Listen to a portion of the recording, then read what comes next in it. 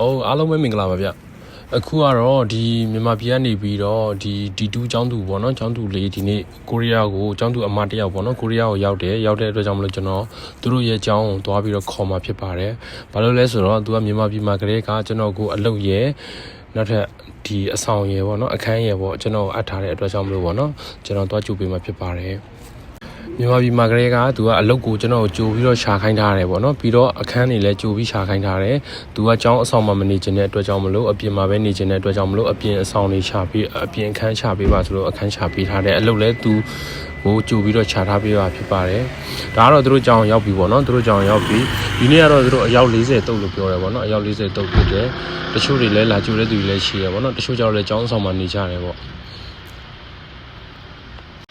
IGSC ကျောင်းဖြစ်ပါတယ် D2 သမားတွေပေါ့နော်နည်းနည်းအသက်နည်းနည်းကြီးတဲ့သူတွေလည်းပါတယ်ပေါ့ဒီထဲမှာ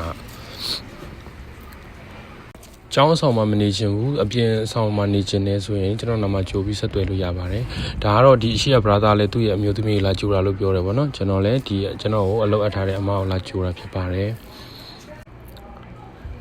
ဟုတ်ကဲ့ပါသူတို့လေးလွာမှာစကားပြောလို့ပြီးတော့ကျွန်တော်အောက်ဆင်းလာပြီပေါ့နော်တချို့တစ်ဝက်တော့အပေါ်မှာရှိသေးရပေါ့နော်သူကတော့ကျွန်တော်ကိုအဆောင်အပ်ထားတဲ့အတွက်ကြောင့်မလို့သူကတော့အရင်ဆင်းလာတယ်ပေါ့ကျွန်တော်တို့အထုပ်တွေပါတွေရွေးပြီးတော့အထုပ်တွေပါတွေရွေးပြီးတော့အထုပ်တွေကလည်းနောက်ထဲမှာရောက်နေတာဆိုတော့လူကအယောက်40ဆိုတော့အထုပ်တွေတော့များတယ်အထုပ်တွေကလည်းအနောက်မှာရောက်နေတယ်တူပါတယ်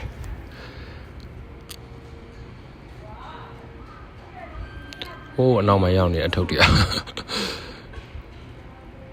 โอเคပါဒါကတော့သူတို့အချိန်မှာပေါ့နော်တချို့လူတွေလည်းလာကြိုတဲ့သူတွေရှိတယ်တချို့ကျတော့ကျောင်းဆောင်မှာနေတဲ့ညီမလေးတွေလည်းရှိရပေါ့နော်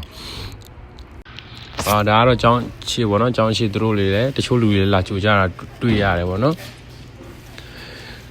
ဒါကတော့ကျွန်တော်ကတော့သူ့ကိုကျောင်းနေပြီးခေါ်လာဖြစ်ပါတယ်ဘာတွေကုန်းချနေလဲမသိစာရွက်စာတမ်းနေနဲ့ဒါကတော့ကျွန်တော်တို့အေးလို့ဆိုပြီးတော့တယောက်စူဂျူးလေးပေါ့နော်စူဂျူးလေးကြက်တာဖြစ်ပါတယ်ညစာစားရင်ပေါ့နော်ဘိုက်တွေလည်းစားပြီးဆိုတော့ကျွန်တော်တငယ်ချင်းနဲ့ကျွန်တော်3ယောက်ပေါ့အဲ့ဒါသူ့ကိုပြောတယ်ဒီနေ့ကိုရီးယားရောက်တယ်နောက်နေ့ကျရင်အလုပ်ဆင်းရမယ်လို့ပြောတော့ရီးနေတာဘာလို့လဲဆိုတော့ तू ကမြန်မာပြည်မှာကလေးကကျွန်တော်ကိုအလုပ်ရှာခိုင်းထားတာဖြစ်တယ်အခန်းရှာခိုင်းထားတာဖြစ်တဲ့အတွက်ကြောင့်ကျွန်တော်ဒီဘက်ကနေအစားရအဆင်ပြေအောင်ဆောင်ရွက်ပေးထားတာဖြစ်တဲ့အတွက်ကြောင့်မလို့ပြီးတော့ဖုန်းကတ်တွေလည်းကျွန်တော်နာမှာကြိုပြီးတော့လုပ်ထားတဲ့အတွက်ကြောင့်မလို့ကျွန်တော်ကသူကဒီကိုရီးယားရောက်တာနဲ့ဖုန်းကတ်တွေလည်းကျွန်တော်အဆင်သင့်သုံးလို့ရအောင်အဆင်ပြေအောင်ဆောင်ရွက်ပေးထားတာဖြစ်ပါတယ်ဒါကတော့ကျွန်တော်ညစာစားတာပေါ့နော်ညစာလေး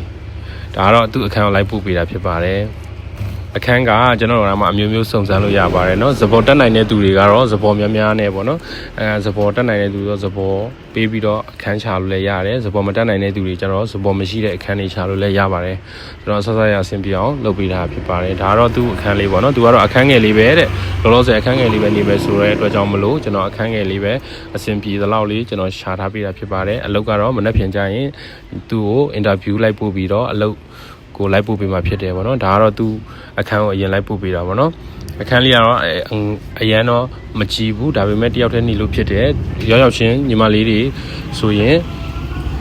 ပတ်စံရွှေတာတဲ့သူတွေဆိုရင်အဆင်ပြေတယ်ပေါ့နော်ဒါရေပိုးမီးပိုးအပီးစီကိုမှ3သိန်းနဲ့မှ9000ပဲကျပါတယ်ရေပိုးမီးပိုး